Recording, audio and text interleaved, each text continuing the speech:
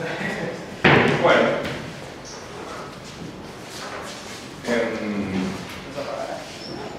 hoy vamos a estar hablando un poco más sobre geodésicas.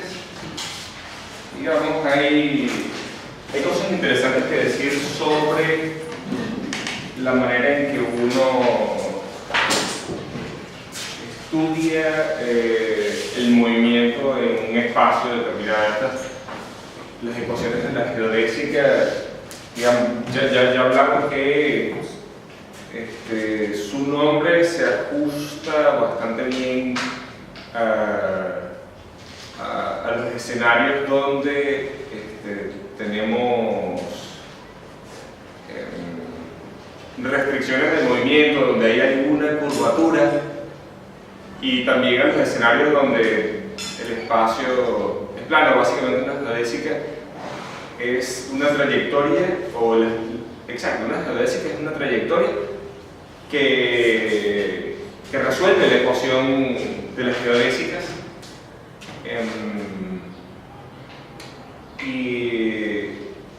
el principio básico que satisface es que minimiza la longitud de la curva.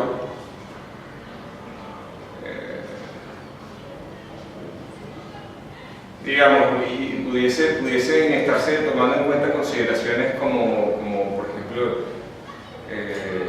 vínculos sobre el movimiento, como por ejemplo que el movimiento esté limitado al movimiento sobre una esfera, por ejemplo.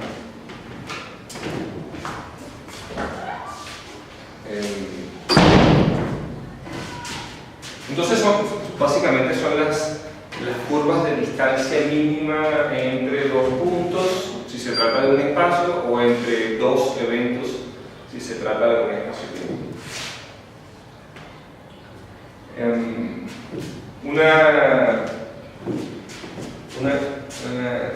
El método que vimos en la clase pasada para determinar las geodésicas, básicamente dijimos que se podía considerar como la minimización de esta acción, que sería menos m por la integral de raíz de m, o podemos dejarlo así, de hecho, la minimización del tiempo del intervalo entre dos eventos, o si extendemos esto puede escribirse como la integral.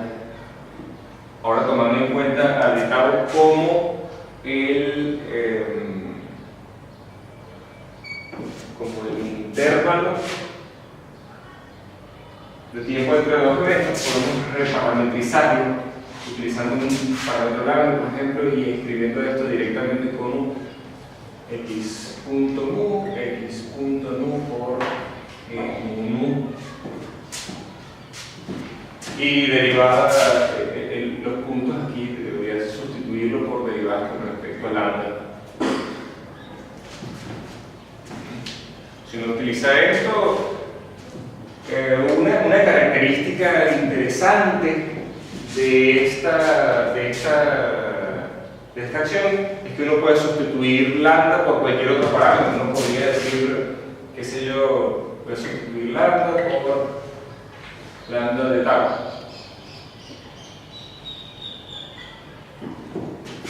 O mejor dicho, voy a decir que lambda es una función de tau. Y obviamente de aquí, el de lambda me da un f punto, vamos a decir. Punto quiere decir derivar con respecto a tau, por de tau. Y ese f punto se cancela en el interior y el exterior. Y vemos que hay una invariancia bajo reparametrizaciones. Esa invariancia bajo reparametrizaciones, ya dijimos en la clase pasada que tiene un significado físico. Básicamente, las partículas fundamentales no difieren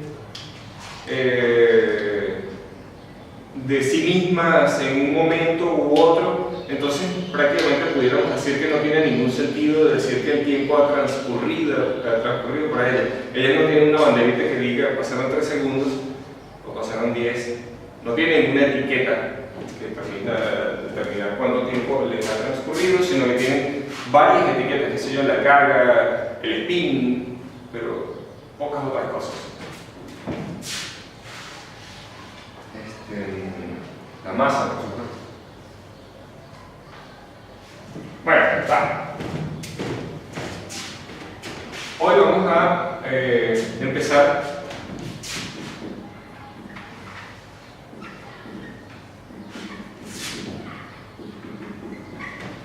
discutiendo un método alternativo para hallar la ecuación de las geodésicas. Vamos a ver esto en silencio.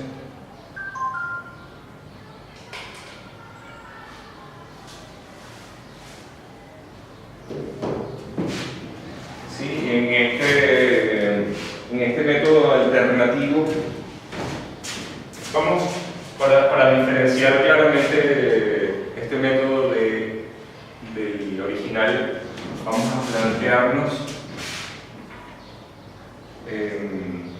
una cantidad que llamamos L. Es una L cursiva, sea un medio de G mu por X punto mu por X punto mu. Y claro, uno podría decir, bueno, no tiene por qué ser diferente. De hecho, cuando nosotros tomamos el tiempo propio, al derivar, al hacer las variaciones de esta acción, nos quedan unas ecuaciones que no dependen de esa raíz en el denominador, porque el interior de la raíz es igual a 1 para el caso de las trayectorias tipo tiempo. Y no afecta a las ecuaciones, y todo se puede escribir, por supuesto, en términos del tiempo propio. Por ejemplo, en términos del tiempo propio se puede escribir directamente como la ecuación de la geodésica que ustedes vieron, que es básicamente la misma ecuación a la que se puede llegar utilizando este lagrangiano. Si definimos con esto una acción que llamamos S1 para distinguir de aquella otra, que sea la integral tau de este lagrangiano, entonces se llega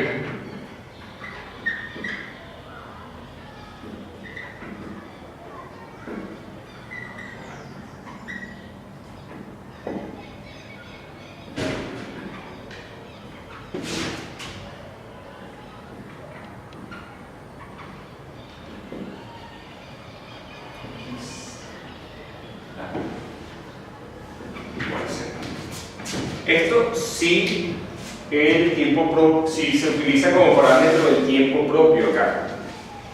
Si no se utiliza el tiempo propio, fíjense ustedes que esta acción no es invariante bajo reparametrizaciones. Si no es invariante bajo reparametrizaciones, bueno, vamos a ver qué ocurriría si nosotros intentásemos reparametrizar las ecuaciones. A ver, yo voy a definir, ¿cómo se puede decir aquí? Para no cometer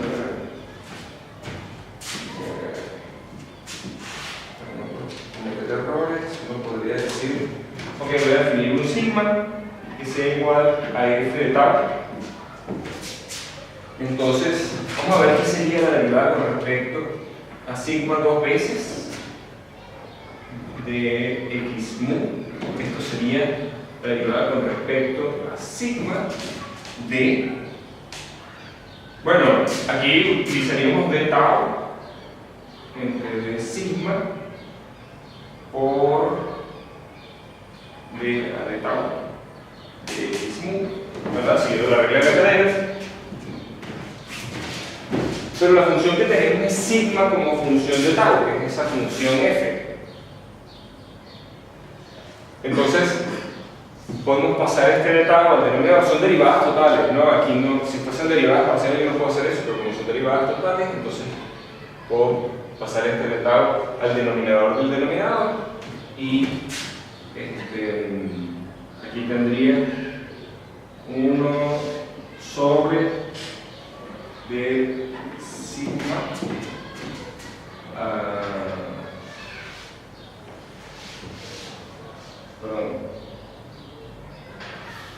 de tau entre de sigma derivada con respecto a tau de, vamos a derivar este primero, aquí tendríamos 1 sobre la derivada de sigma con respecto a tau.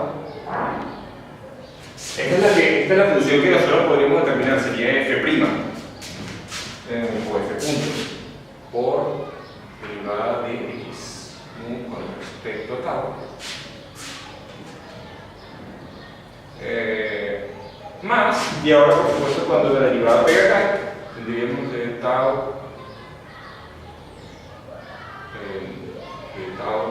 entre sigma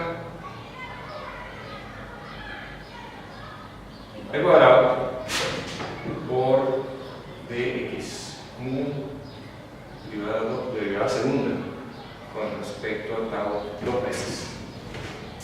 Entonces este sería el caso. Claro, aquí tendría una derivada con respecto a sigma de esto, pero aplico nuevamente la regla de la cadena y escribo esto como de tau a de sigma, esa derivada con respecto a sigma la segunda vez, la escribo como una derivada con respecto a tau, por eso también tengo derivada con respecto a tau.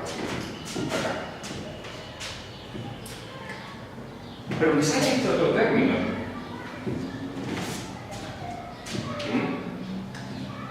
Por supuesto, de x nu entre de tau de sigma sería lo mismo que de tau entre de sigma por derivada de x nu con respecto a tau. Entonces, de este término me saldría este factor entre paréntesis, me saldría elevado al cuadrado. Y aquí, en este primero, me saldría la misma cantidad elevada al cuadrado, pero de este otro no sale ese factor.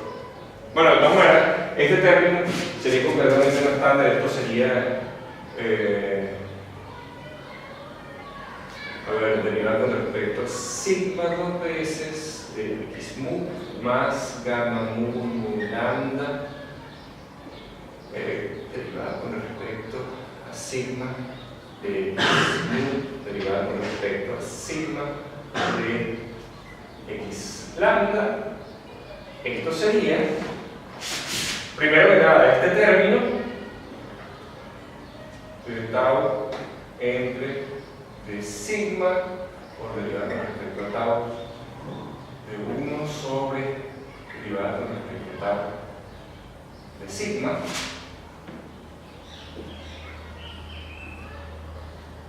Aquí creo que puedo ponerlo como 1 sobre esto, ¿no? Esto es de tau. Y acá,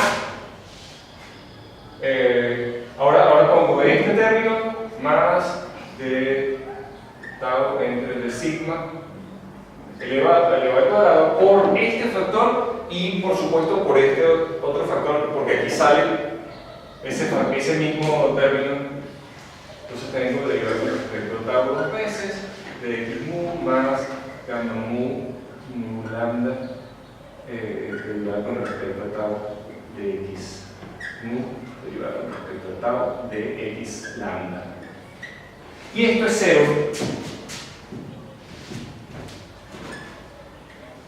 Esto es 0. Esta sería la ecuación de movimiento. El tau aquí es, por supuesto, el tiempo propio.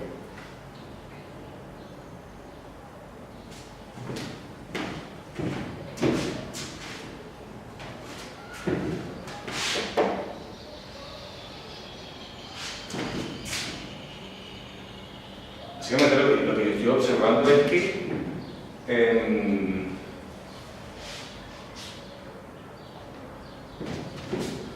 respecto al parámetro sigma, aquí no se cumple la ecuación de la geometría del sigma. Salvo un caso particular.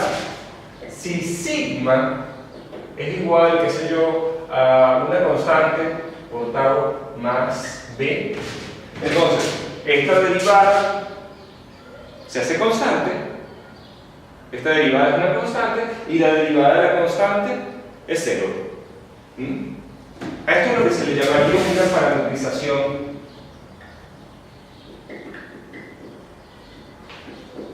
afín.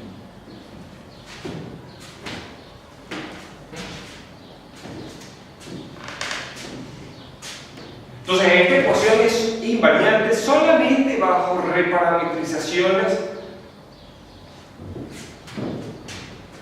usando parámetros afines. Puede existir alguna manera de incluir otros tipos de parametrizaciones, pero fíjense ustedes, la ecuación en realidad no es invariante bajo este tipo de parametrización. Por cierto, perdón, aquí me faltó algo, aquí me faltó derivada con respecto a tau de x mu. Fíjense ustedes, aquí tenía un índice libre que es mu, aquí también el mismo índice libre, nu y lambda son índices mudos. Aquí no tenía índices, esto estaba mal, obviamente. Pero estoy hablando de las parametrizaciones no afines. En términos generales, qué sé yo, sigma pudiese ser, por ejemplo, el tiempo coordenado. Tengo un sistema de referencia inercial, yo podría, para describir la dinámica de las partículas, utilizar una de las coordenadas del espacio-tiempo, ¿verdad? Como t. No, tau sería el tipo propio, pero a mí me gusta, en términos generales, utilizar, en lugar de x mu de tau, y especificar cómo es tau, yo prefiero decir que tengo t y xi de t. Eso es lo que se suele hacer. T, aquí sería una parametrización como esta, y aparecería el término como este al trabajar ese problema. Entonces, nada, hay que tener algo de cuidado, pero fíjense ustedes aquí, este de tau, básicamente, si yo escribiese todo esto en términos de derivadas con respecto a t, yo podría decir derivada con respecto a t dos veces de x mu más gamma mu lambda por derivada con respecto a t de x mu derivada con respecto a t de x lambda. Esto debería ser igual, vamos a tomar esta derivada, esto sería derivada segunda con respecto a tau, sería f los puntos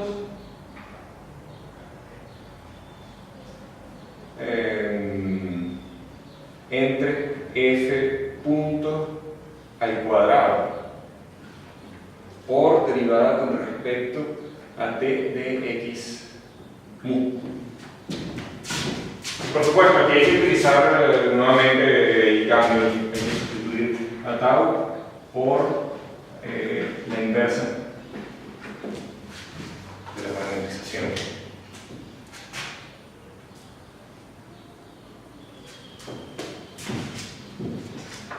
Bueno, entonces a lo que voy es que la ecuación de la geodésica no es invariante bajo reparametrizaciones en general, que fue quizás algo que pudo habernos parecido al trabajar la ecuación utilizando esto, ¿no? Lo que ocurre cuando utilizamos el parámetro t aquí es que aparecen raíces dentro de las derivadas, raíces en el denominador. Eso yo tendría la derivada con respecto a sigma de 1 sobre la raíz de punto cuadrado menos x punto cuadrado, ese no sea igual a 1, entonces de punto sería 1, y eso se reescribió básicamente como derivada con respecto al tiempo de gamma por la velocidad. Esa diferencia es esto. La derivada con respecto a t puede pegar sobre gamma. Bueno, aquí está ese término.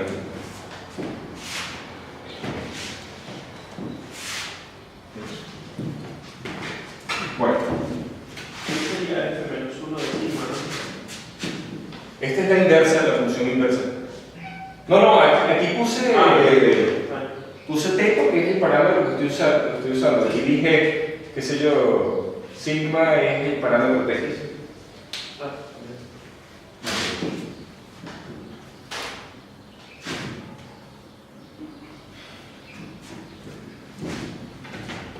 Entonces, esta manera de hallar las geodésicas puede llegar a ser útil, ¿verdad? En el caso de usar el parámetro tau, es definitivamente útil, pero en todo caso para hallar las ecuaciones de movimiento para cualquier otro parámetro, en realidad hay una manera de llegar a las mismas ecuaciones que allá arriba, que utilizando aquello otro, y esto se alcanzaría proponiendo una acción que dependa no solamente de las coordenadas y de sus derivadas, por supuesto, sino también de una variable auxiliar que vamos a llamar e. Esto sería la acción, esto sería la integral, digamos, un parámetro lambda que puede ser cualquier cosa, podría llamarlo sigma, por 1 sobre e. Y aquí pongo el lagrangiano que usé antes, menos,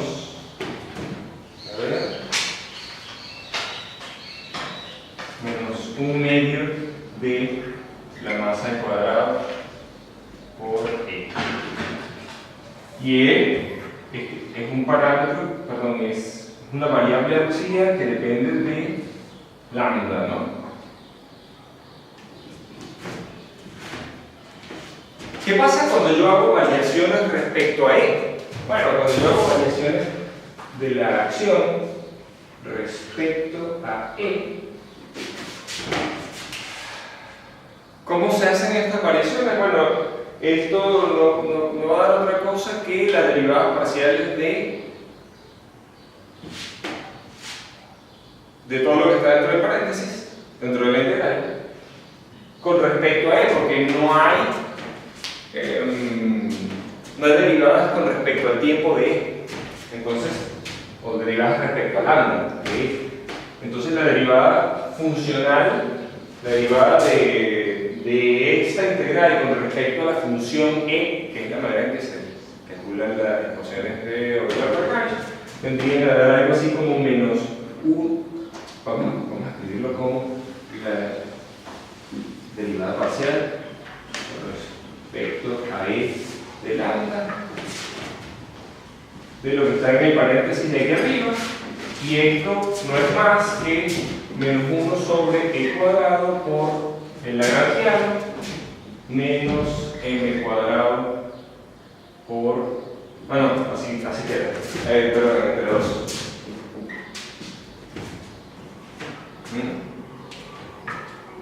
Si yo hago el despeje aquí, ¿qué es lo que debería ser e?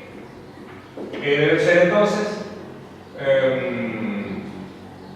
raíz de menos 2 por l sobre m, ¿verdad? ¿Sigo acá?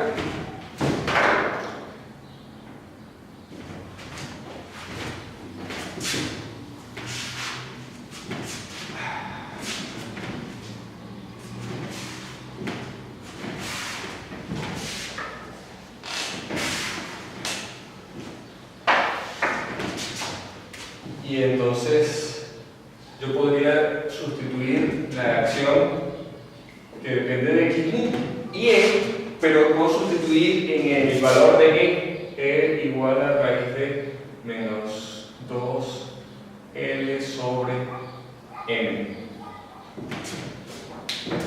Si hago eso, bueno, lo tomaré aquí porque no quiero ponerme a calcularlo aquí, simplemente copio el resultado de la ecuación intermedia. Esto sería M medio por la integral sobre lambda de 2L sobre raíz de menos 2L menos raíz de menos 2L. Fíjense ustedes, E tienen 1 sobre M, ¿no? Entonces aquí en lugar de M cuadrado me queda M y aquí me aparece una M en el numerador que yo puedo sacar de factor común. Por otro lado, este lo multiplico por 2 y lo divido por 2 y entonces me queda 2L en lugar de L y este es la raíz que quedaba de E. Igual en este otro término, bueno, tengo la raíz de menos 2L. Ok, esto, L es negativo. L es el módulo de un vector que es tipo tiempo, ¿no? Y los vectores tipo tiempo tienen módulo negativo. Entonces, para dividir entre la raíz yo tengo que multiplicar por el menos esto. Entonces obviamente me queda ahora menos 2L que es positivo, entre la raíz me quedará simplemente la raíz. Y ambos términos son iguales. Ambos términos son iguales y raíz de menos 2L es la raíz del módulo de la cuadrivelocidad. Me queda menos por este menos, el 2 se va porque son dos términos iguales, me queda menos m por la integral en lambda de raíz de menos 2L, que es S0. Exactamente lo mismo,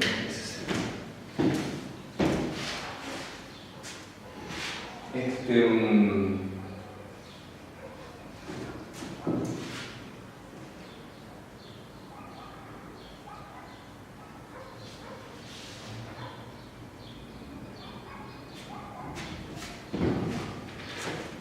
Bueno,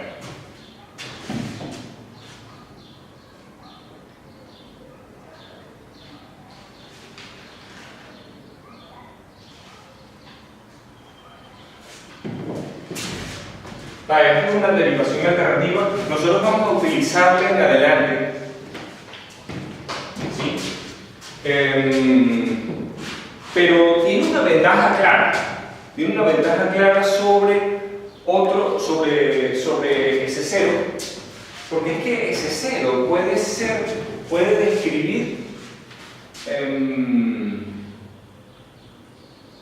el movimiento de partículas que tengan masa.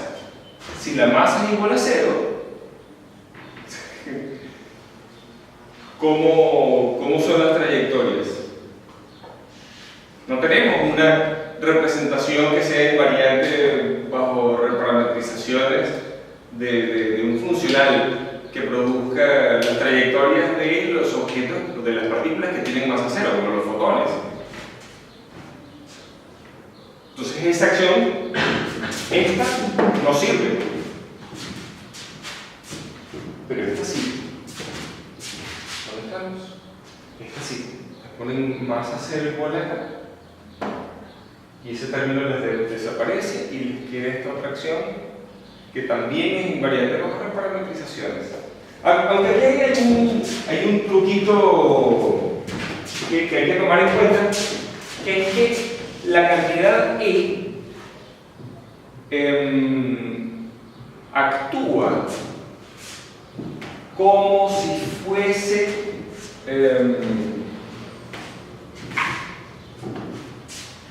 como si fuese el raíz de G que uno pone enfrente de un elemento de volumen. Básicamente, si yo tengo unas coordenadas lambda, esta cantidad E por diferencial de lambda va a ser igual a E barra el mismo tensor pero escrito, o mejor dicho, la misma cantidad pero escrita en las nuevas coordenadas por diferencial de lambda barra, cuando uno hace una transformación de coordenadas que sea, por ejemplo, lambda va a lambda barra, que es una función de lambda. Si no hace esta transformación, ok, yo sé que el diferencial de lambda barra va a ser igual a f' por diferencial de lambda, ¿no? De esa manera puedo definir entonces qué es lo que es E barra. A ver, E barra por diferencial de lambda barra debe ser igual a E barra, hago esta sustitución por f' por diferencial de lambda, y esto debe ser a su vez, siguiendo esto como definición, sería E por diferencial de lambda. Entonces E barra, que es una función de lambda barra, ¿no?, debe ser sustituido por E de lambda entre f' de lambda. Tiene una regla de transformación bastante curiosa, diría yo.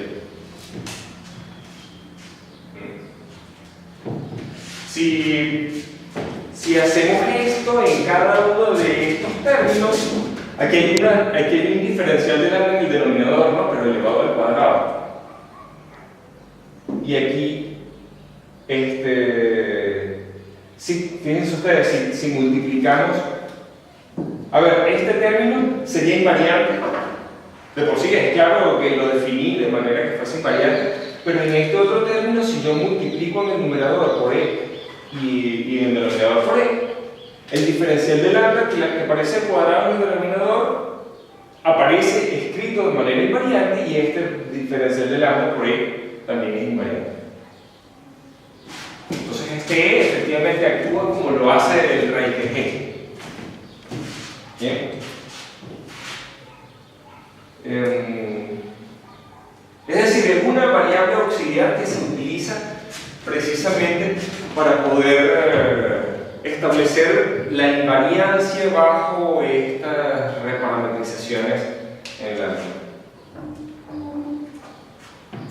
Claro, luego eso va a jugar un papel importante cuando estudiemos las trayectorias de las partículas sin masa, ¿no? Vamos a tener que tomar eso en consideración.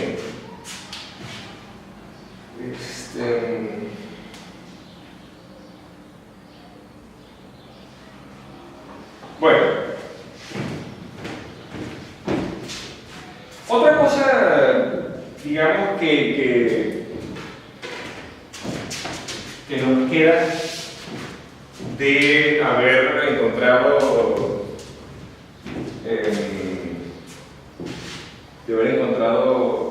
las ecuaciones de movimiento a partir de un funcional, es que cantidades que se conservan. Y entonces, a ver, vamos a suponer que x punto mu satisface o mejor dicho, que x mu satisface las ecuaciones de Euler-Lagrange. Resulta que x punto mu, x punto nu por g mu nu es una cantidad que se conserva. A ver, vamos a tomar derivada de esto con respecto a tau.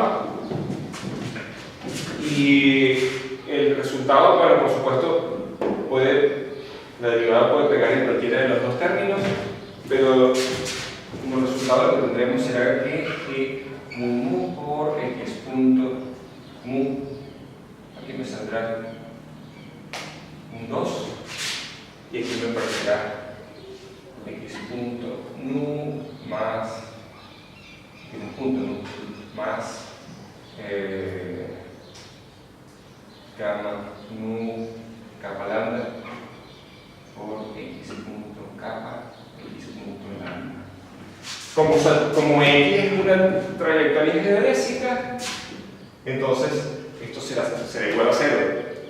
Si eso es igual a 0, suponiendo que aquí estamos utilizando una parametrización afín de la curva, que bien puede ser, por supuesto, del tiempo propio, ¿no? Sin ningún problema. No tiene sentido hablar de tiempo propio en el caso de las trayectorias nulas, pero en todo caso, lo que podemos establecer de esta relación es que x punto nu por g nu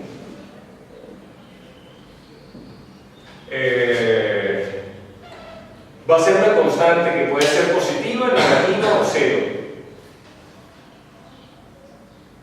Si es positiva, podemos reparametrizar, hacer reparametrizaciones afines y llevarlo a 1, a menos 1, y por supuesto, cuando se trata de 0, ahí no hay nada que hacer. Entonces, podríamos decir que es el valor de la constante, digamos que esto es una constante epsilon. Esta constante puede ser 1, 0 o menos 1. Como consecuencia de esto, ¿no? Y esos son los tres tipos de trayectorias que uno puede tener.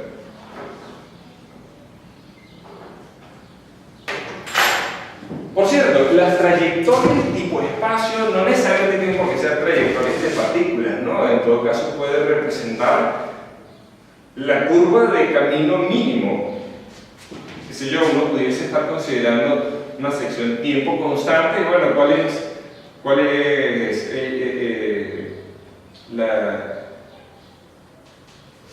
es el camino más corto entre un punto y otro? ¿A qué distancia se encuentran? ¿A qué distancia espacial se encuentran estos puntos? Bueno.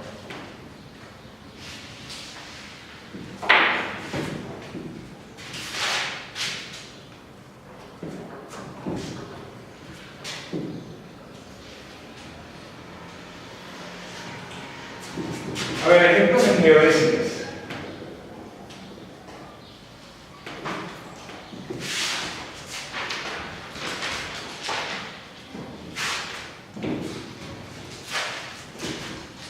Una de las métricas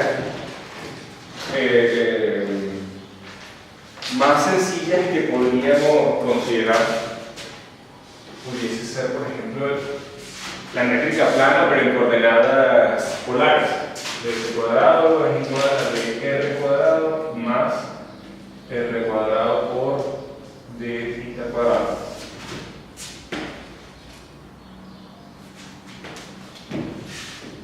¿Qué hay que hacer para determinar la geodésica? Bueno, nosotros podríamos agarrar y decir, esta es la ecuación de la geodésica, vamos a calcular los símbolos de Christopher para aquella métrica, ¿verdad? En principio, fíjense ustedes, lambda puede tomar distintos posibles valores, ¿no? Puede ser r o θ, o x1 y x2. Podríamos llamarle x1 a este y x2 al otro. Entonces, aquí lambda toma dos posibles valores, 1 o 2, lo mismo mu y nu, pero es simétrico en estos dos. Entonces,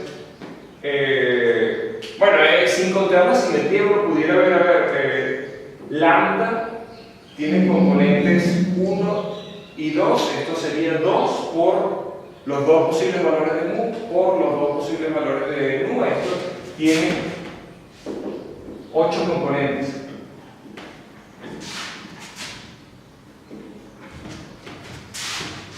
Gamma, lambda, mu, nu.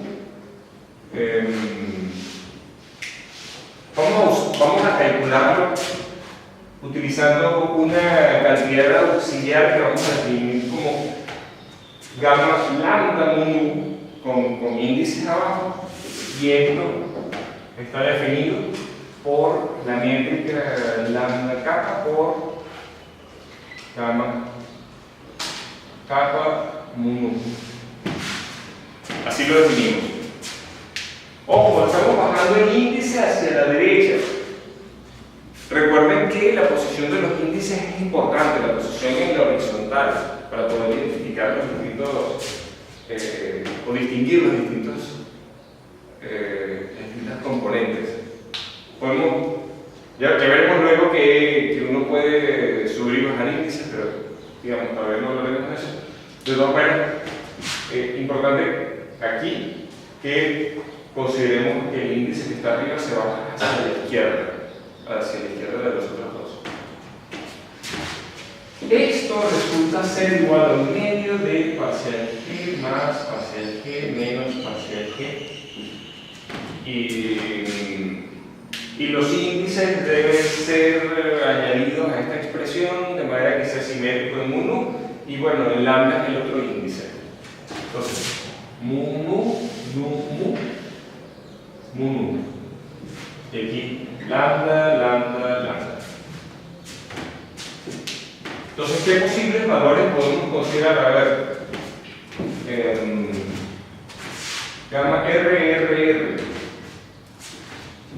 ¿Qué pasa si sustituimos R en las tres componentes? Bueno, este término será igual a este y será igual a este, pero este es de signo contrario, ¿no? Entonces este con este se cancela y me queda nada más un medio de parcial R, G, RR, pero GR es 1, entonces esa derivada es 0.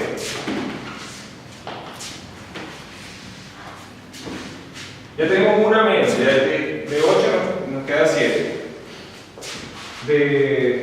Podría calcular otras, como gamma R, phi, perdón, R theta. Como es simétrico, por supuesto, yo podría decir que esto es simplemente igual a R theta R. Aquí ya tendríamos de 8 nos quedarían 5. Y esto es un medio de. Ok, en estos dos es simétrico. El otro índice es R. Ok, ponemos parcial G más parcial G menos parcial G. Y teta R, R teta. Y aquí tenemos el otro índice es R. Esto es 0, esto es 0. Esto es 0 porque la derivada de 1 es 0. Entonces ya tenemos 1, 2, 3. Podemos añadir más. Vamos a estudiar los casos especiales y los demás simplemente me creerán ustedes que son iguales a 0. Gamma R, teta teta. Gamma R, teta teta es igual a un medio de. Escribimos parcial G, más parcial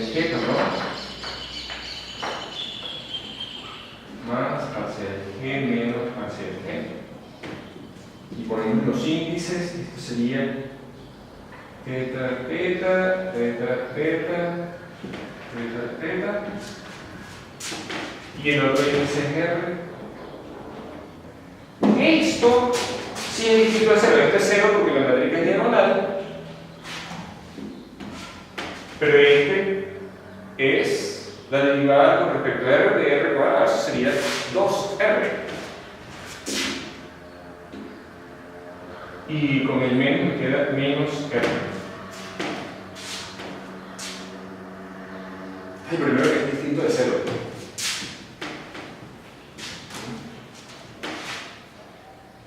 Hay otra que es distinto de 0. Vamos a ver gamma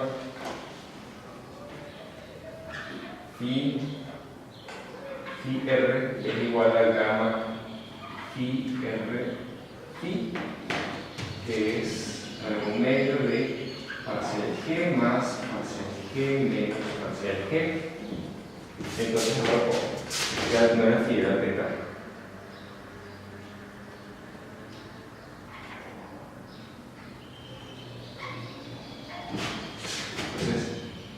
R teta, ¿no? R teta, teta R, R R de teta, y el otro índice es teta. Ok, nada depende de teta en esta métrica, así que esto es 0, y este es distinto de 0, este sería R. Y bueno, finalmente, los demás son 0.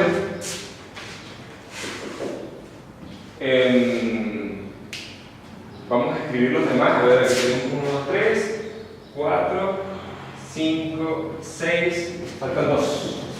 Faltan 2 son 0. Eso sería gamma, phi, phi, phi. Y.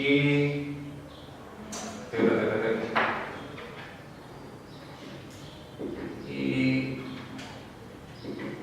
Gamma, delta, R, R.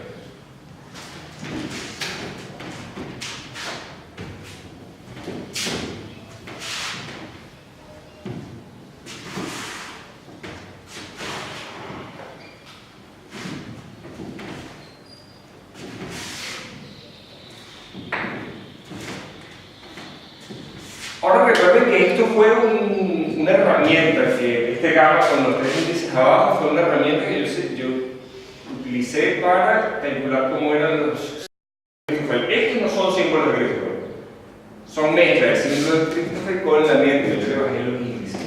Si subo el índice nuevamente, veo que todos los gamma mu, lambda son iguales a 0, excepto por gamma. A ver, ¿cuáles son distintos de 0? El gamma R, teta, teta, ¿verdad? Porque subo con la métrica el primer índice. Tengo que multiplicar por la métrica inversa. Pero la métrica inversa es 1. Aquí. Y esto es menos R. Y por el otro lado, gamma, ahora subo el índice teta. El primero, pero la componente teta tiene R igual a R cuadrado, la métrica inversa tiene 1 sobre R cuadrado. Entonces si pongo teta, R teta igual a gamma teta, teta R, esto será igual a 1 sobre R. Y esas son las únicas 3 componentes que son distintas de 0. Ahora vamos a escribir las ecuaciones de movimiento. Las ecuaciones de movimiento, digamos, las ecuaciones de las geodésicas, ¿verdad? Aquí no hay ninguna dirección que sea temporal, entonces la geodésica aquí es simplemente una curva que es un segmento de círculo, un arco. Es una recta, estamos en un espacio plano, una recta entre dos puntos, pero teta punto cambia, podría calcular también R doble punto,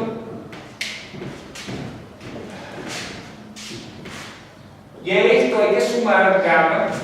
Vamos a calcular primero R, la ecuación de R. Tendría que poner aquí gamma R mu x punto mu, x punto nu igual a 0. Entonces eso sería R2 puntos más, a ver, la única componente que es distinta de 0 aquí involucraría mu igual a nu igual a teta. Entonces el único término de toda esa sumatoria que hay aquí, suma sobre nu y suma sobre nu, que son 2 por 2, 4 términos, vamos a quedar uno que es menos R por la componente teta, teta, tendríamos aquí x teta y x teta, ¿no? Entonces esto sería teta punto cuadrado. Esa es la ecuación de la geodésica para R, y falta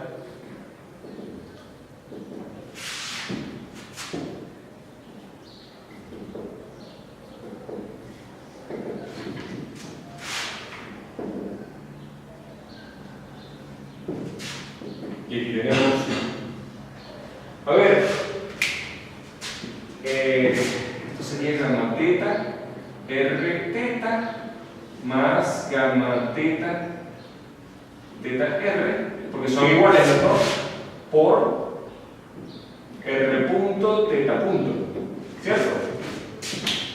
Aquí es R punto teta punto, aquí es teta punto R punto, pero los dos conmutan, por supuesto, son números y ahora se puede factor común. Y este son iguales porque es simétrico los dos índices de abajo, entonces me sale un 2. Y me queda teta 2 puntos más 2 sobre R por R punto teta punto. Igual así.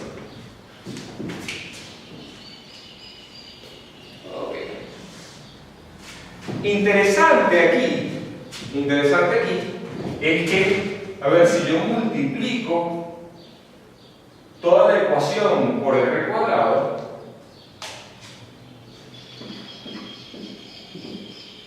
me queda R cuadrado, teta 2 puntos, más 2R por R punto por teta punto, igual a 0. Y esto se puede escribir como la derivada respecto al parámetro de la curva de R cuadrado teta punto, igual a 0. Interesante aquí es que una de las ecuaciones nos sale que es exacta. A esta cantidad se le llama el momento angular.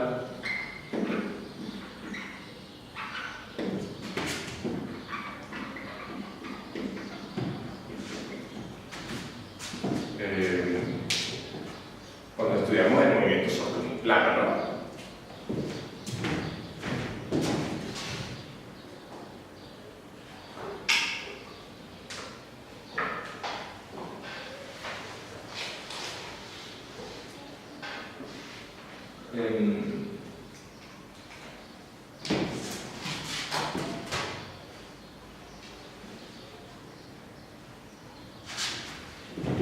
Ahora, ¿por qué conservar esa cantidad? Bueno, evidentemente aquí hay una simetría. Hay muchas. Hay simetrías bajo traslaciones, en realidad, pero no son obvias en la métrica escrita de esa forma. Pero también hay simetría bajo rotaciones. Y ahí sí es obvio en estas ecuaciones que hay simetría bajo rotaciones. En mecánica, por el teorema de Euler-Lagrange, nosotros podemos decir que el sistema que tiene R punto cuadrado más R cuadrado teta punto cuadrado, ponerle un medio aquí, uno puede decir que ese sistema al tener simetrías, entonces tiene cargas conservadas. Hay una carga que es conservada de manera obvia. Fíjense ustedes, el lagrangiano no depende de teta, ¿verdad? Si no depende de teta, entonces la ecuación de Lagrange sería derivada de L con respecto a teta punto, parcial con respecto a teta de L igual a esto, igual. Bueno, ahí va.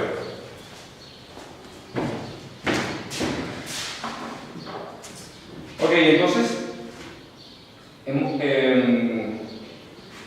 algo importante a lo que hemos llegado es que este método lagrangiano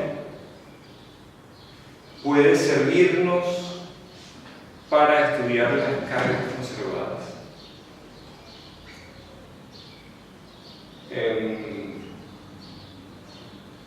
Más que las cargas, en realidad puede ayudarnos a encontrar cómo son las simetrías que tiene el espacio.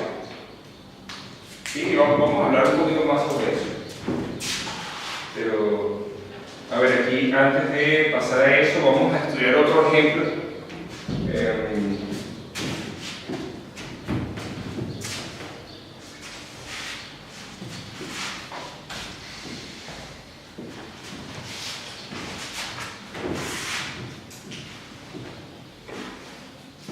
Otro ejemplo de esto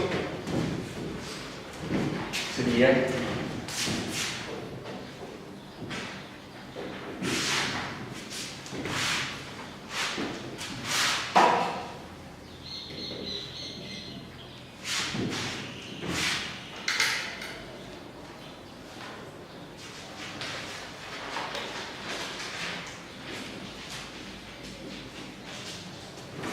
si la métrica puede escribirse de esa forma. Vamos a llamar xmu y xnu ahora no a la totalidad de las coordenadas, sino que vamos a añadir una coordenada que llamamos i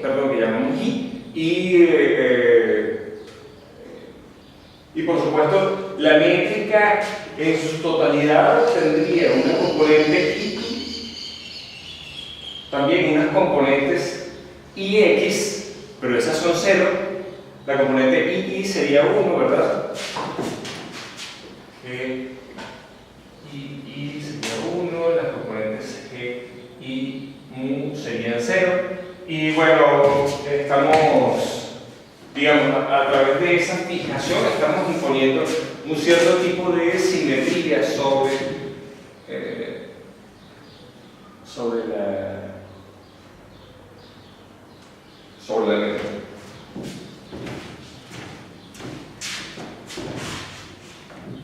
Resulta que en este caso es bastante sencillo determinar cómo son las geodésicas, porque, a ver, el lagrangiano puede escribirse como medio de i punto cuadrado más mu, depende de x e y, por x punto mu, x punto i. Y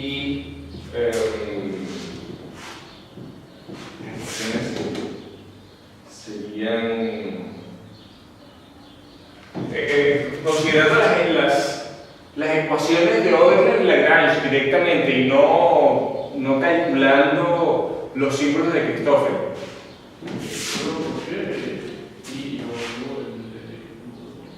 ¿Perdón? Lo que hay que hacer es dividir esto entre de cuadrado. Sí, pero no. Pues dice que x punto mu y x punto y. ¿Qué es un no ahí al final? ¡Ah! Esto era una nube.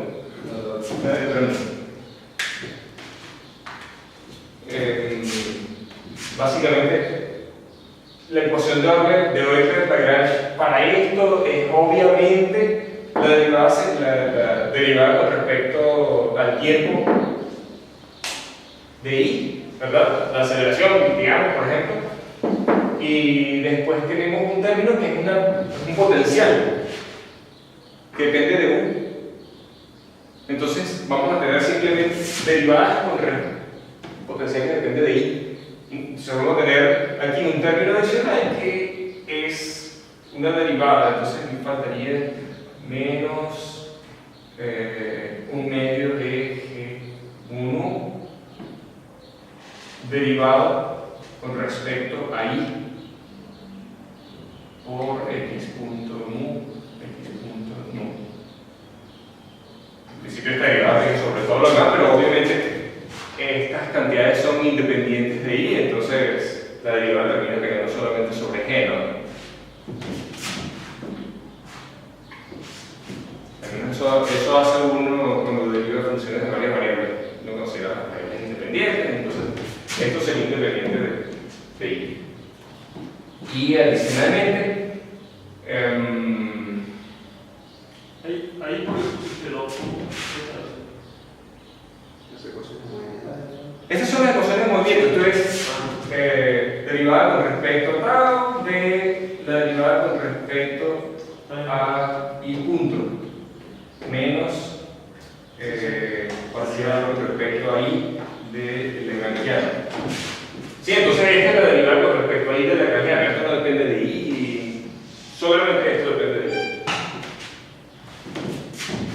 Y por otro lado tenemos que x punto mu, la ecuación de movimiento también, quiero decir, será esto más términos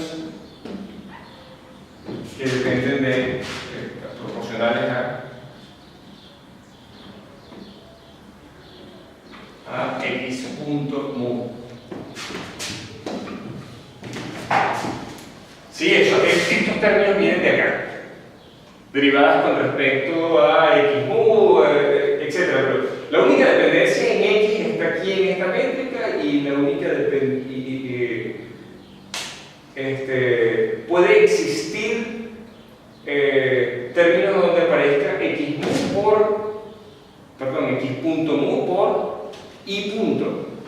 Entonces, como mínimo, van a haber términos que sean proporcionales a x punto, por lo que, si vemos estas ecuaciones, resulta que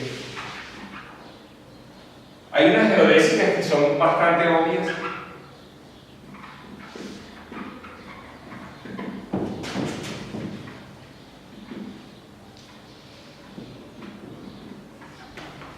Y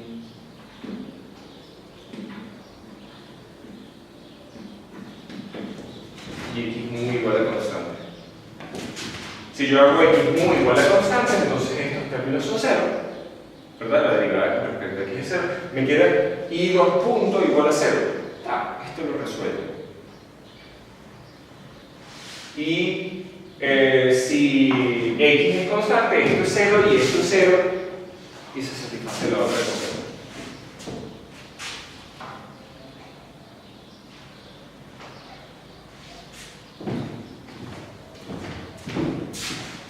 ¿Por qué pudiera ser interesante esto? Bueno, fíjense ustedes, ¿qué ocurriría, por ejemplo, sobre la superficie de una esfera?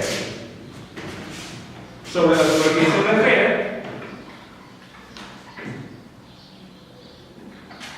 tendríamos ds cuadrado igual al radio de la esfera, vamos a decir que el radio de la esfera es 1, tendríamos del θ cuadrado más seno cuadrado de θ por d phi cuadrado. ¿Cierto? Esto es lo mismo con la parte. O sea, en todo caso, esta es la parte angular de la métrica.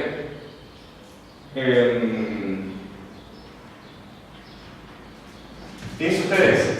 Y pudiéramos pensar que es θ. Y aquí tenemos una métrica. Sería la componente única de la métrica. Dependiente de la cantidad i. Pero al decir que las geodésicas, o mejor dicho, al decir que estas curvas son geodésicas, decimos, ok, phi igual a constante y i igual a, perdón, θ igual a una constante, vamos a decir a por t más b. Entonces, son semicírculos que viven, obviamente, sobre la superficie de la esfera, ¿verdad? Que van de norte a sur o de sur a norte, dependiendo del signo de E. Por supuesto que hay otras geodésicas y serán interesantes y todo, pero estas son algunas de las geodésicas.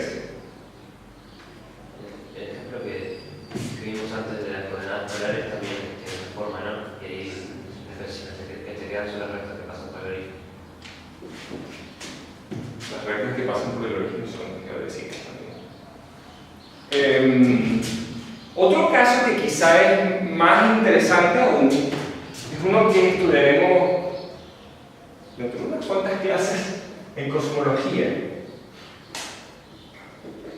En cosmología uno puede estudiar la métrica de ese cuadrado igual a menos de t cuadrado más a cuadrado de t por gij de xi de xj, donde xi son las coordenadas x y z, y claro, esto pudiera en principio depender de la posición, ¿no?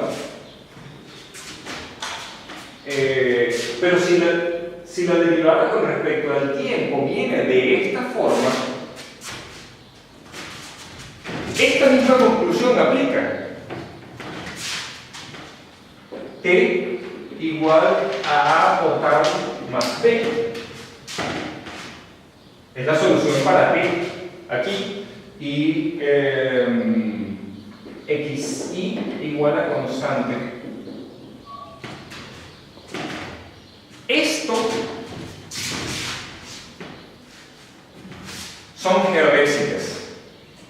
Quedarse en un mismo sitio, cuando la métrica se escribe de esta forma, quedarse en un punto estático, en un punto espacial, ¿no? En un punto espacial en esa métrica, quedarse en un punto espacial en esa métrica de manera estática es quedarse en una geodésica. Y entonces en esta representación de algunas métricas en los modelos cosmológicos, que básicamente lo que representa es que uno puede tener distancias espaciales que dependan del tiempo.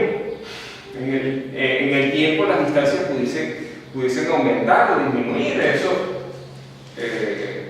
hay un modelo que se viene usando desde hace casi un siglo, el modelo de Friedman, extendido por Robertson, Walker y Lemaitre. Ese modelo básicamente usa esto como principio. Que la manera en que crece el universo es a través de un factor como este.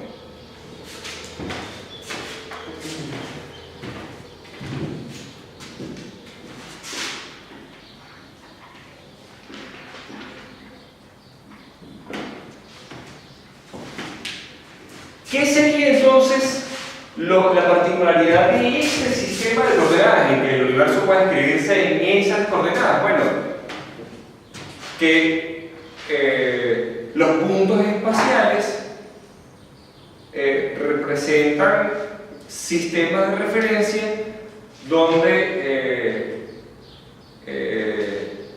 el sistema está en caída libre. Son sistemas inerciales. Los sistemas de referencia donde que se refiere a cada punto del espacio, ese es un sistema, los sistemas de referencia centrados en cada uno de los puntos del espacio son sistemas de referencia inerciales. Y eso está simpático.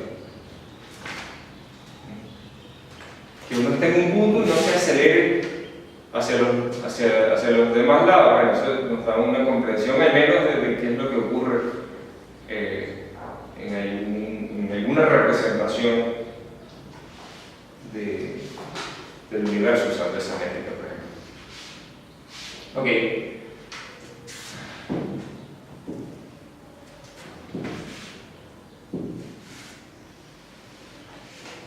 Ok, dije que iba a hablar más sobre el tema de las simetrías. Y vamos a concluir la clase luego de eso hablando sobre curvatura, pero en un contexto súper simplificado. ¿Qué significa la curvatura en términos de curvas? ¿Cómo es la curvatura de una curva? Por supuesto, sería la curvatura respecto a cómo se representa la curva en un espacio que tiene mayor dimensionalidad, y esta curvatura no necesariamente tiene que ver con la noción que vamos a desarrollar de curvatura, que es la curvatura propia que pueda tener una superficie, como por ejemplo la esfera. La superficie de la esfera es curva, pero no porque esté curvada en una tercera dimensión. ¿Okay?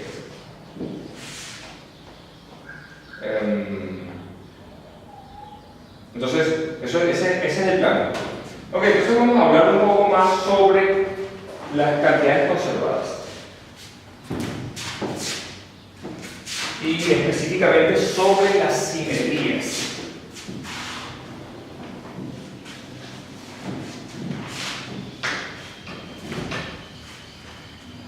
Este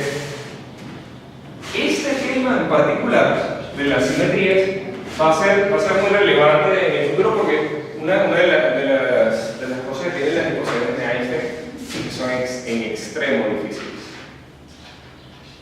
especialmente si uno no considera ningún tipo de simetría, ¿no? La métrica tiene 10 componentes independientes y vamos a encontrarnos con que hay un sistema de ecuaciones diferenciales que involucra la métrica en formas no lineales. Entonces van a ser ecuaciones que en principio son semilineales para la métrica de segundo orden en derivadas parciales en 4 dimensiones. Y por supuesto son 10 incógnitas en 4 dimensiones. 10 incógnitas acopladas. Entonces, ¿qué es lo que hacemos? Uno propone que el sistema que uno está estudiando tenga muchas simetrías y en lugar de resolver el sistema completo, resuelve el sistema simplificado, el que tiene las simetrías. Sin la simetría, en realidad, hay muy poco que decir sobre las soluciones exactas, ¿no?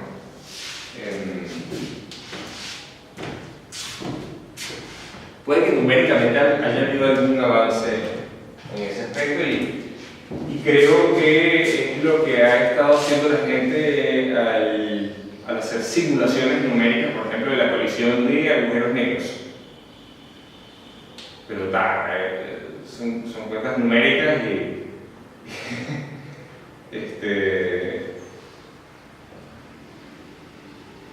y en todo caso las cuentas analíticas definitivamente no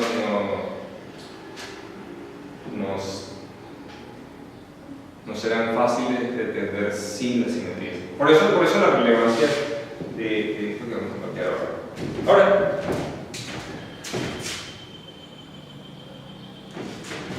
bueno, podemos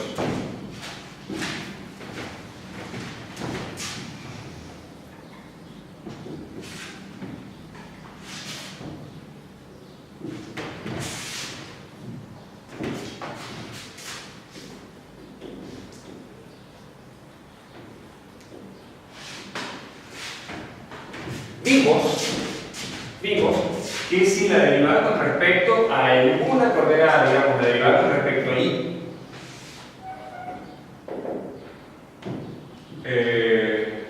vamos a decir en lugar de y, vamos a decir la derivada respecto a alguna de las coordenadas, digamos, x1 del lagrangiano en mecánica, ¿no? Si esto es igual a 0, entonces hay una cantidad conservada, la derivada con respecto a x.1 del lagrangiano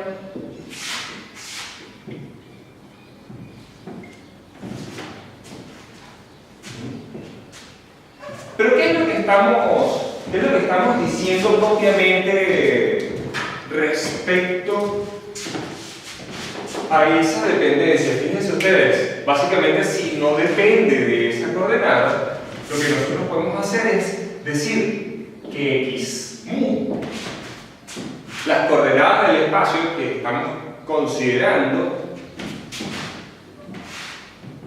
que x mu, le podemos hacer una transformación de coordenadas.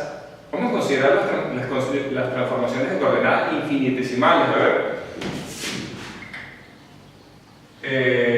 En alguna dirección, por ejemplo, uno podría mover los puntos del espacio en alguna dirección específica. Entonces, qué sé yo, si uno tiene los puntos del espacio, no necesariamente tendrían por qué moverse todos en una dirección similar, pero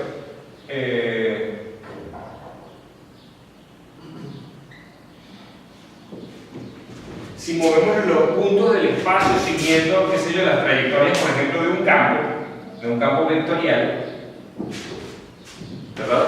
Esto lo que significa es que un punto lo voy a desplazar a otro punto, de manera que en lugar de x mu yo tendría x mu prima, o x prima mu, vamos a decir. No voy a cambiar el sistema de coordenadas, sino solamente la coordenada en sí. Esto sería una transformación activa de los puntos. Este punto sería el punto original, x mu, más vamos a decir, un epsilon, una cantidad muy pequeña, por un vector que vamos a llamar K mu. En este caso, K mu es igual al vector 1, 0, 0, o bueno, vamos a decir 1 y 0 vectorial. El resto de las coordenadas son, el resto de los valores de ese vector son 0. La componente 1 sería esto. K1 igual a 1 y K mu distinto de 1 es igual a 0.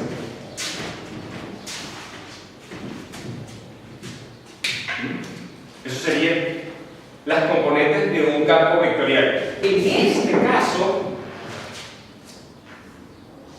las transformaciones del lagrangiano a lo largo de este campo vectorial serían 0. Podríamos decirlo así: las variaciones del lagrangiano respecto a x mu por delta x mu sería 0 si esto fuese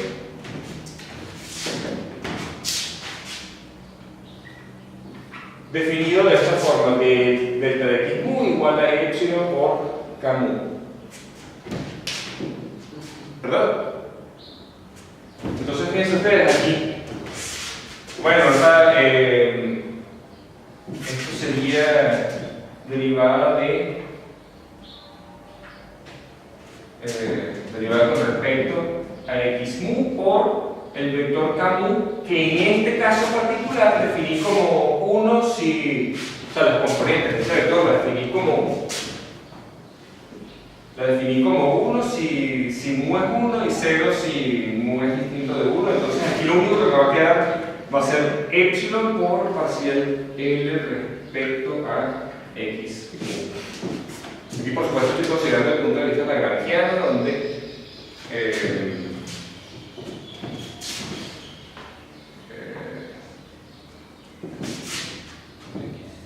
vamos a ver esto.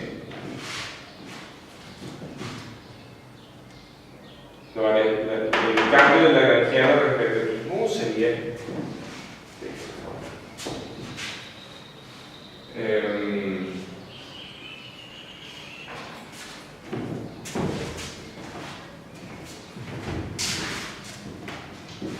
bueno, pues resulta que en realidad aquí estoy creando un poco. Si yo quisiera considerar el cambio de L respecto a la coordenada, debería considerar la variación completa, incluyendo el término S que aparece en las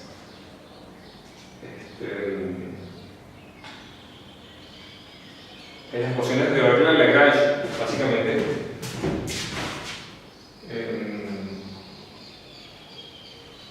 Debe considerar las variaciones de la acción con respecto a x mu por delta x mu, y esto sería menos, vamos a poner el delta x mu primero y multiplicamos esto por menos derivada con respecto a tau de respecto a x punto mu más ¿cómo es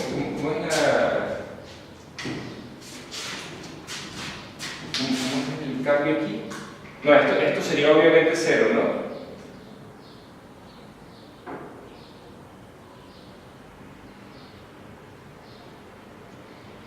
No, además de esto me parecería, además de este término, me parecería un término que es una derivada total con respecto al parámetro de la curva, que sería parcial L respecto a x mu por delta x mu.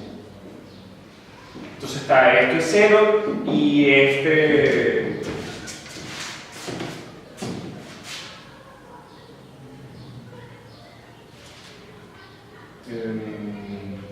tendría que ser evaluado solamente en los bordes de la trayectoria, pero en todo caso está muy bien. Las trayectorias serían invariantes bajo ese tipo de transformación si en el punto inicial y el final obviamente no dependen de cómo sea esa transformación. Entonces va a ser cierto esto como en términos de derivadas parciales directamente. Bueno,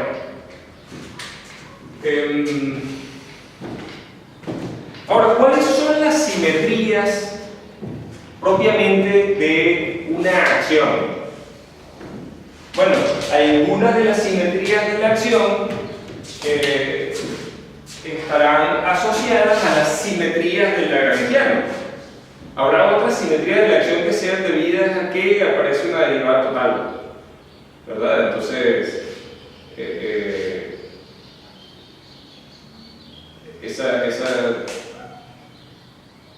lo que sería invariante allí serían las trayectorias y no la acción como tal. Pero si uno quisiese estudiar cómo son las simetrías en términos más generales y no solamente reducido a esto, digamos, uno puede plantearse transformaciones generales donde X sea sustituido a través de un campo que es, por supuesto, arbitrario, no restringido de esta forma, y las variaciones del lagrangiano serían, por supuesto, a lo largo de un cierto vector o campo vectorial, serían, aquí vamos a escribirlo, serían dadas por las variaciones de G mu más por,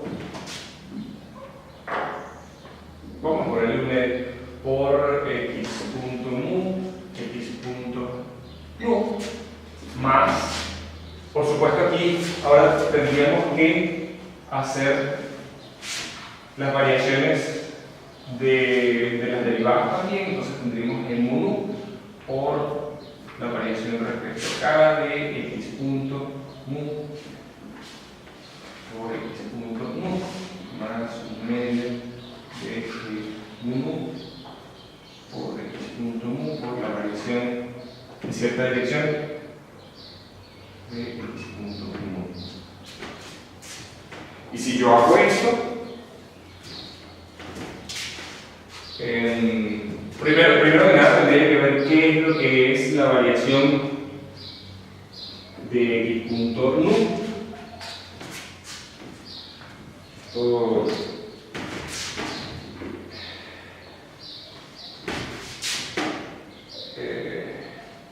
Esto sería, vamos a ponerlo así, esto sería, supongamos que esto se comporta como un vector, ¿verdad?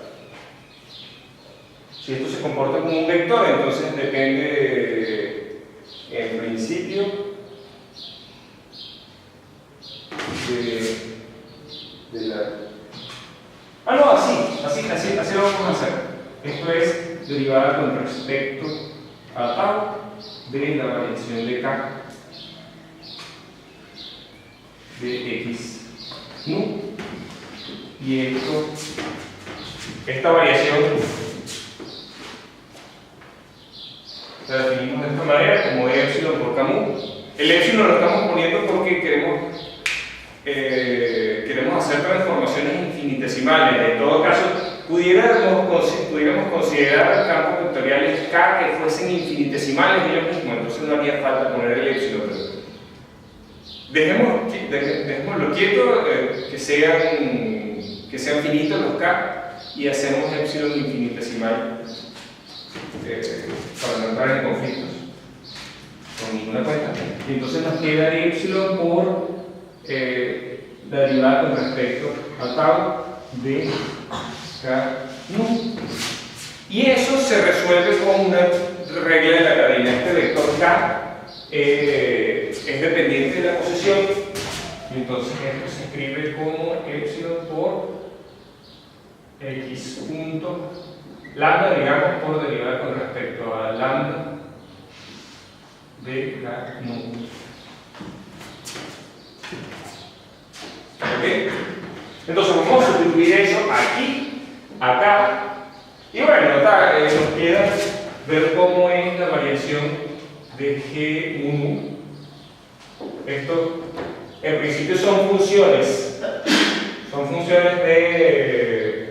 de las coordenadas, entonces la dependencia en K vendrá dada como K nu por derivada con respecto a lambda,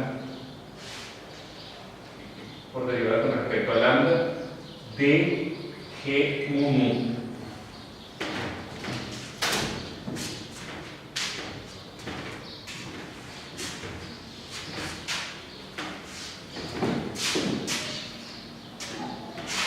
Entonces, ¿qué es lo que estamos haciendo? Estamos estudiando a ver cuáles son las posibles simetrías que tiene un determinado lagrangiano, ¿verdad?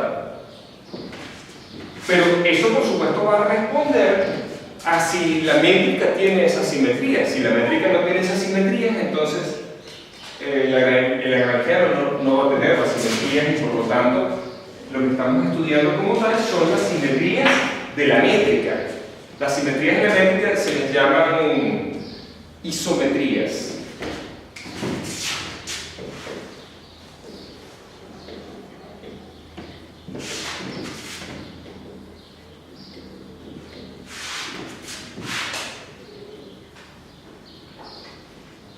Ahora, ¿cómo son las transformaciones que dejan invariante una métrica? Bueno,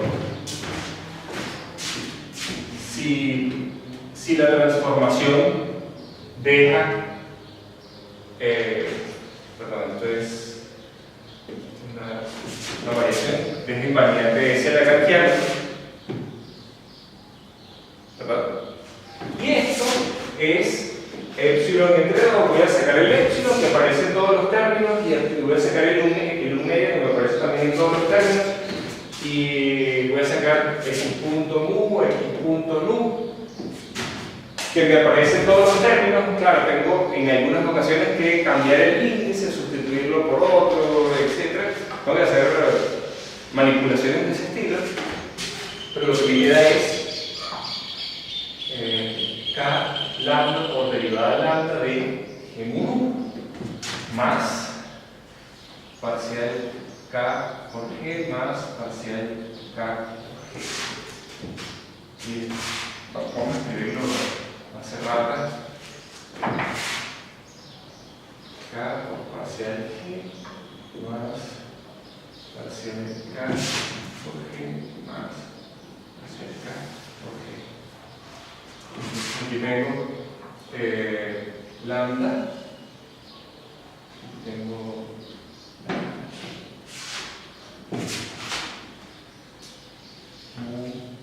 nu,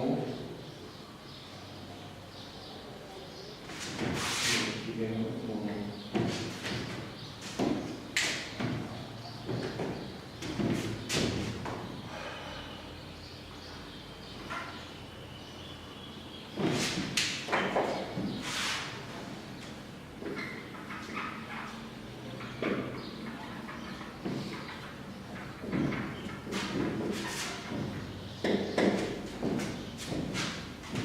y entonces llegamos a lo que usualmente se les llama vectores de Killing, pero no por kill en inglés, no killing de matar, sino por el nombre del científico que desarrolló esto.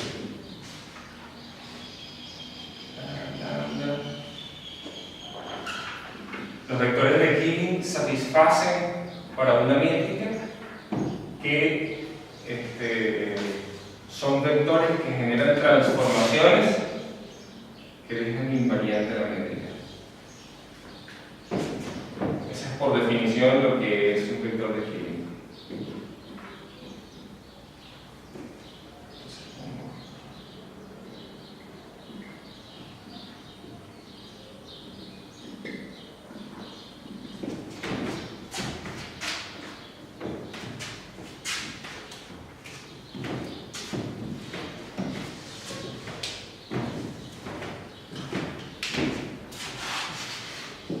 Y así podemos identificar las simetrías de un espacio-tiempo.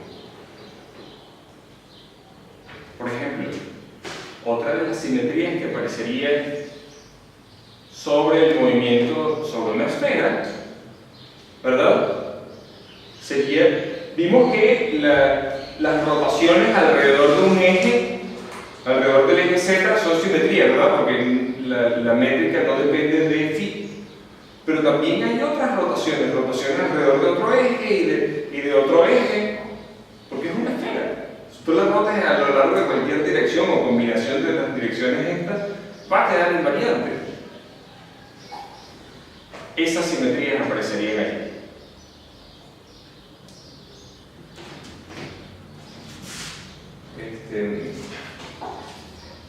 Bueno, este sería un primer encuentro con los vectores de Killing. Luego, vamos a ver que esta fórmula específica, que es una ecuación diferencial, ¿verdad? De primer orden para estos vectores,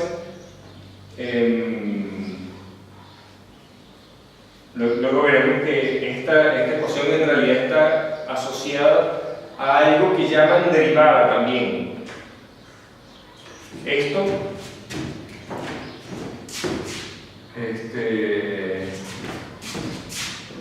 se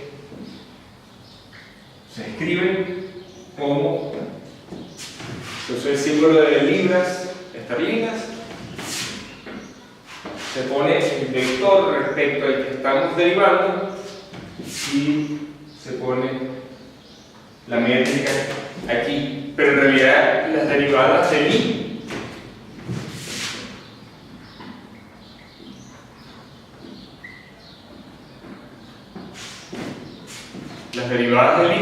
se pueden aplicar sobre cualquier tensor, por supuesto. Y si la derivada del i de un tensor es igual a 0, eso quiere decir que es simétrico respecto a las transformaciones generadas por ese vector.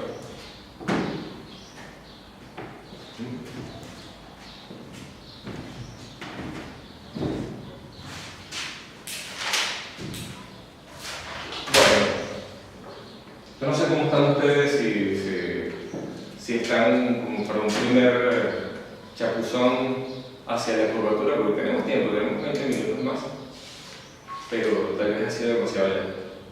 ¿Qué opinan?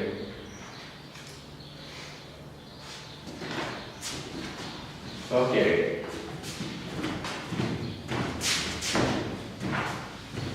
Quiero una pregunta. ¿Sí? Ahí abajo dice que siempre usamos ese truco de dar como que uno es simétrico, entonces te quedan, cuando es la derivada, te queda el doble. Al principio. ¿Esto? Ah, claro, sí, eso es cierto. ¿Y por qué te aparece otro término? Esta combinación es simétrica. Lo que pasa es que si tú aplicas la simetría aquí, o sea, si lo reduces a un solo término, luego esto te queda multiplicado por x. Mira, este término aparece en términos de un x punto lambda, ¿verdad? Si tú tienes x punto lambda y x punto nu, y aquí x punto mu y x punto lambda, luego, qué sé yo, le cambias a lambda, lo sustituyes por mu, aquí, perdón, aquí era x punto lambda, ¿no? Aquí lambda lo sustituyes por nu, aquí lambda lo sustituyes por mu, ese es ese truco, y puedes sacarle factor común x punto mu, x punto lambda, que es lo que yo hice aquí arriba. Pero esto sigue siendo cierto.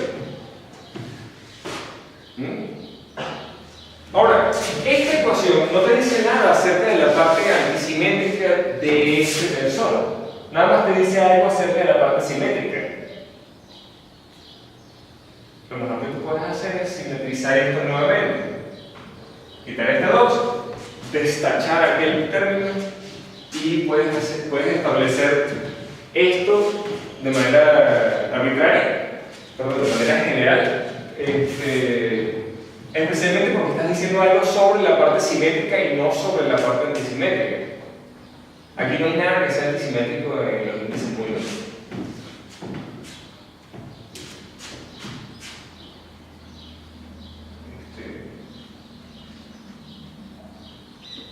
Que no sería el caso si pusiesen un 2 aquí y quitasen este otro, ¿no? Aquí, ahora sí tendría una parte antisimétrica. Pero esto no dice nada sobre la parte antisimétrica, eso eres tú que estás diciendo que la parte antisimétrica satisface alguna relación, ¿verdad? Sería un error. Bueno, sí.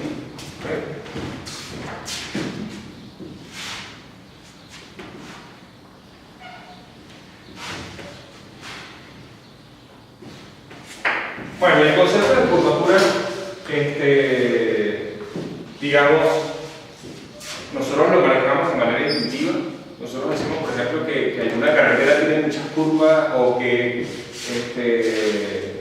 qué sé yo, algún objeto tiene curvatura. Entonces, por ejemplo, en ese mismo sentido yo podría decir, bueno, esta hoja, por ejemplo, yo sé que es plana, la pongo acá y perfectamente plana.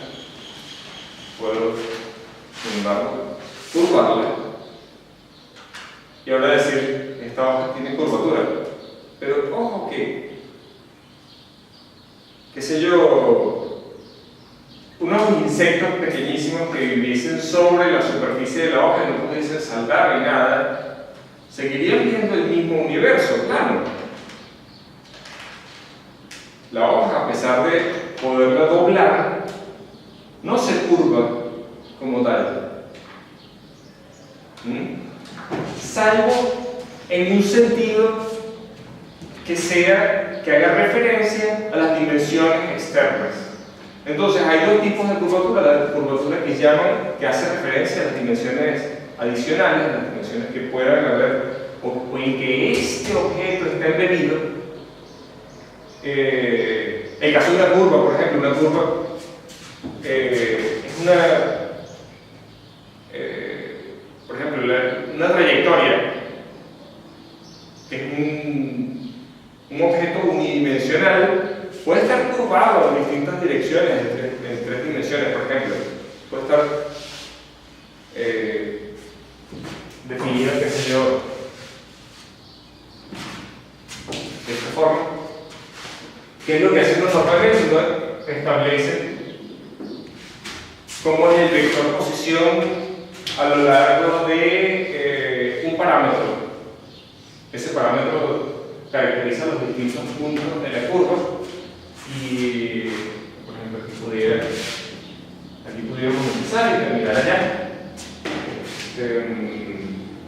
Y la curva podría ser descrita completamente en términos de este vector, o podría ser descrita en términos de cantidades que podemos llamar la curvatura de la curva y la torsión de la curva. ¿Qué es la torsión? Bueno, digamos, hace referencia un poco a cómo se tuerce algo de manera que no sirve. Por ejemplo, uno podría considerar un anillo tiene cierta curvatura, la curvatura de un anillo viene dada por 1 sobre el radio de curvatura, 1 sobre el radio del círculo.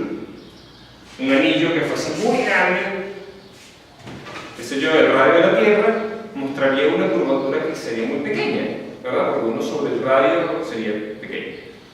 Mientras que un anillo que fuese pequeñito mostraría una curvatura enorme. Porque en todo caso la trayectoria es afectada muchísimo por cada poquito, por cada segmento del parámetro en que avanza. Entonces hacemos esas diferencias. Puede haber curvatura en términos extrínsecos y en términos intrínsecos. Extrínseco, digamos, yo creo que fue una palabra diseñada para oponerse a intrínseco, que yo creo que es una palabra como más reconocida por nosotros, ¿no? Es algo que pertenece a sí mismo, intrínseco. Una esfera, la superficie de una esfera, tiene curvatura intrínseca, a pesar de que además, por supuesto, está curvada respecto a la dimensión adicional en que podemos dibujarla, pero si nosotros no nos interesa considerar la dimensión adicional, perfectamente podríamos considerar la superficie de la esfera. Y lo que ocurre cuando hay regiones que son curvadas es que los triángulos, o mejor dicho, si unimos distintos puntos a través de geodésicas, en el caso de 3 puntos tendríamos lo que sería la generalización de un triángulo. La suma de los ángulos internos no necesariamente suma a 180 grados, ¿verdad? Consideren un triángulo isósceles, sería 60 grados por cada vértice, ¿verdad? Todos los lados son iguales, entonces 60 más 60 más 60, 180. Esa es la suma de los ángulos internos de un triángulo. En general, qué sé yo, un triángulo rectángulo tiene 90 grados y después, por ejemplo, 45, 45. Nuevamente, 180. No importan los ángulos, si estamos en una región plana, los triángulos tienen suma de ángulos internos igual a 180 grados. Pudiera ser más, pudiera ser menos. Sobre una esfera, ¿verdad? Por ejemplo, bueno, sobre una esfera es difícil distinguir qué es un ángulo interno y qué es externo, ¿no? Porque depende de si, yo creo que dependería de si la superficie cerrada es más grande que la que se encuentra afuera. Bueno, o sea, la que yo diría afuera es lo que tenga una superficie más grande. En una esfera hay 3 geodésicas que se intersectan. Lo cierto es que la suma de los ángulos, pongamos a dibujar la esfera, sería, perdón, a ver, la suma de los ángulos sería mayor que 180.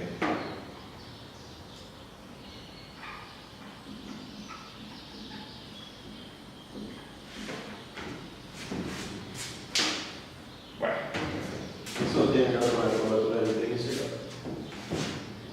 Eso tendría que ver con la curvatura intrínseca. Bueno, ya hablaremos más sobre curvatura en más dimensiones, pero vamos a centrarnos ahora en la curvatura unidimensional. Resulta que si yo elijo parametrizar las curvas utilizando un X,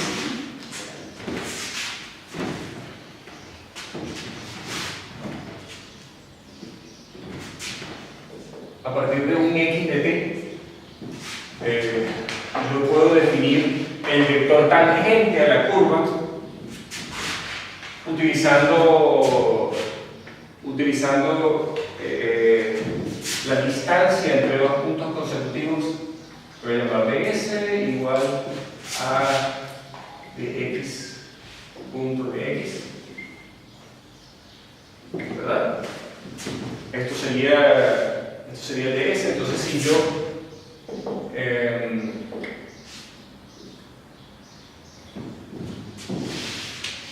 yo calculo el cambio de la posición respecto, no al parámetro de la curva, sino respecto a la distancia entre los dos puntos, voy a obtener un vector cuyo módulo es 1.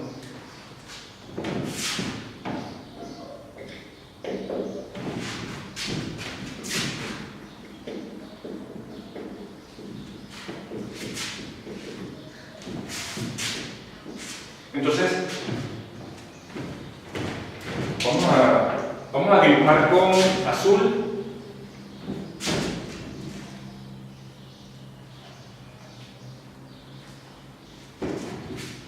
a los vectores tangentes. Ahora vamos a ver qué otro vector podemos distinguir acá. Otro vector que es interesante es la aceleración de la curva, ¿verdad?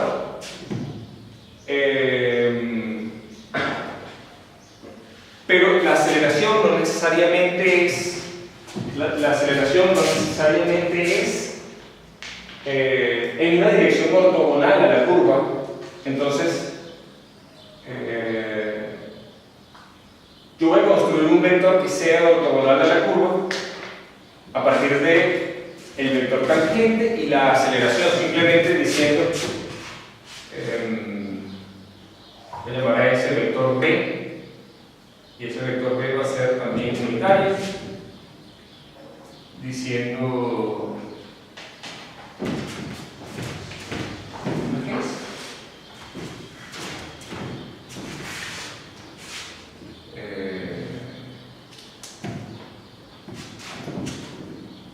Voy a construir un vector tangente utilizando T y utilizando la aceleración. Y dividiendo entre el módulo de este vector.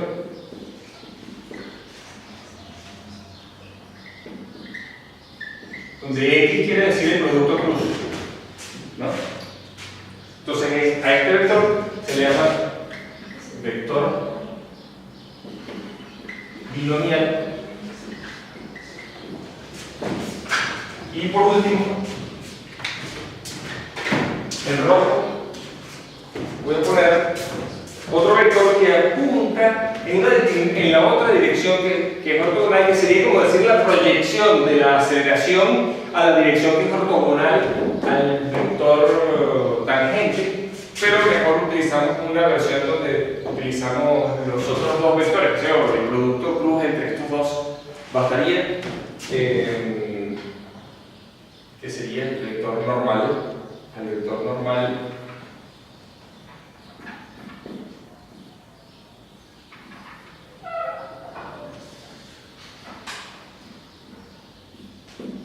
por supuesto, ellos dos son ortogonales, entonces el módulo es igual a 1. Es innecesario poner este término en el denominador, de hecho. Pero aquí está esto que llamamos vector normal. Y estos vectores funcionan así, a ver, el normal va en la dirección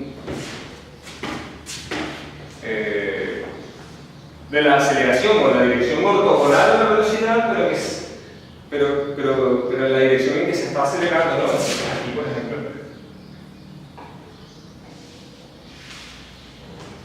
Siempre va a ser ortogonal a la curva y en la dirección donde está ocurriendo la aceleración. Aquí puse esto ligeramente inclinado porque se supone que está en perspectiva, ¿no? Se trata de una espira que va así, por ejemplo.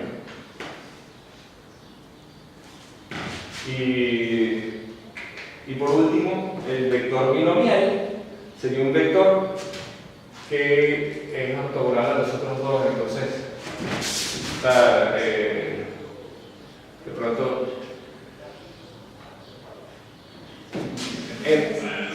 consideremos algo de perspectiva aquí, ¿no? Algo de la perspectiva, qué sé yo, los tres vectores son ortogonales, pero digamos, uno está saliendo, el otro... Una pregunta, Sí. ¿por qué decir que la aceleración no se lleva a poner en la curva?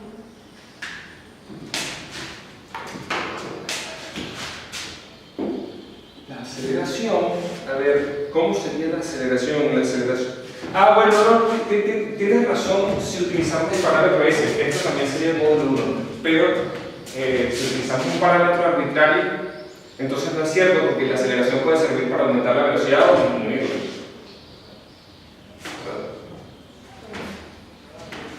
En la misma dirección en que se está moviendo, entonces por eso no necesariamente es ortogonal. Pero yo creo que esto... Ok, ahora, ¿qué logro yo con esta descomposición del sistema de referencia de la curva? ¿Qué sé yo? Hay un objeto que se está moviendo hacia allá y tiene un marco de referencia que puede girar, por ejemplo, ¿verdad? O que va girando en la medida en que se mueve, porque el vector rojo siempre apunta en la dirección hacia donde está torciendo, ¿no? Qué sé yo, si yo voy a girar a la derecha, el vector rojo siempre apunta hacia la derecha, si yo voy a girar hacia la izquierda, el vector rojo ahora apunta hacia la derecha. El otro vector, el vector verde, cambia de dirección de manera que sea ortogonal a los otros dos y siempre formando ese sistema triple de vectores, ese sistema de referencia. Ahora resulta que con estos vectores, si yo utilizo la derivada con respecto a el parámetro de la curva, T, N y B pueden ser determinados a partir del conocimiento de la curvatura sobre el punto de la curva. Y a la curvatura la voy a llamar chi y a la torsión la voy a llamar tau. Entonces esto sería 0 chi menos chi 0, 0, 0 y menos tau 0. Piensen ustedes que estas son matrices que son ortogonales, son generadores de rotaciones. No sé si eso les suena a ustedes, pero ahí va.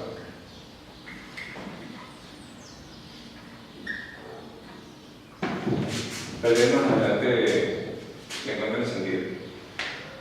Y aquí, chi es la curvatura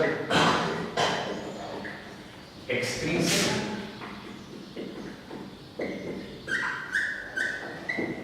y tau la torsión, que es, como dije antes, la medida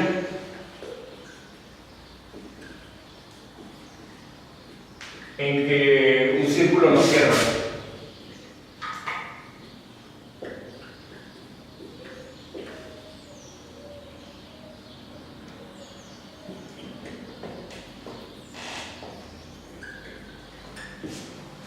O digamos, por ejemplo, una espiga está hecha de círculos pero que se están desplazando, ¿no? Entonces a eso es lo que me estoy refiriendo en realidad. La torsión es lo que cambia el plano, es lo que cambia el plano de rotación, de manera que aunque haya curvatura en esta dirección, el movimiento no termina cerrándose sobre sí mismo, sino que es desplazado de otra forma. El plano donde está ocurriendo una rotación es girado por esto que llamamos la rotación. Entonces, bueno, está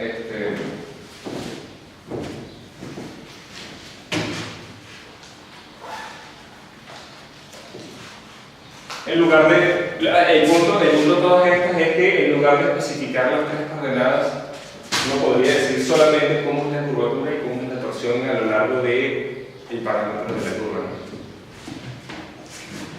Bueno, terminamos con